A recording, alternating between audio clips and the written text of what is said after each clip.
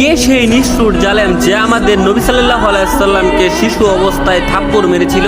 একদিন আমাদের কলিজার নবী সাল্লাল্লাহু আলাইহি সাল্লাম তার শৈশবে অন্যান্য বাচ্চাদের মতো নুড়ি পাথর নিয়ে রাস্তার ধারে খেলা করছিলেন। তখন সেই নিষ্ঠুর আবু জাহেল তার সামনে এসে দাঁড়ালেন। আমাদের শিশু নবী তাকে দেখে এমনিতেই ভয় পাচ্ছিলেন, কিন্তু সেই নিষ্ঠুর জালেম কোনো কারণ ছাড়াই নবী সাল্লাল্লাহু আলাইহি সাল্লামের পবিত্র গালে ফজরে এক থাপ্পড় মারেন। আমাদের শিশু নবী তখন যন্ত্রণায় কুকড়ে উঠেছিলেন, তার চোখের কোণে জল চিকচিক করে উঠেছিল, কিন্তু সেই পাষাণের মনে দয়া হয়নি। সে আরো তাচ্ছিল্য করে গর্বের সাথে বলছিল, তুই তো এতিম, তোর বাবা মা নেই, তোকে কে বাঁচাবে? তোর কেউ নেই সাহায্য করার মতো, তুই আমার কি করবি? সেদিন আমার এতিম নবী শুধু চিৎকারই করে গেছে, তার কোনো কিছু বলার ভাষা ছিল না। আমাদের নবী জীবনের শুরু থেকে শেষ পর্যন্ত শুধু কষ্টই করে গেছেন তার উম্মতের জন্য।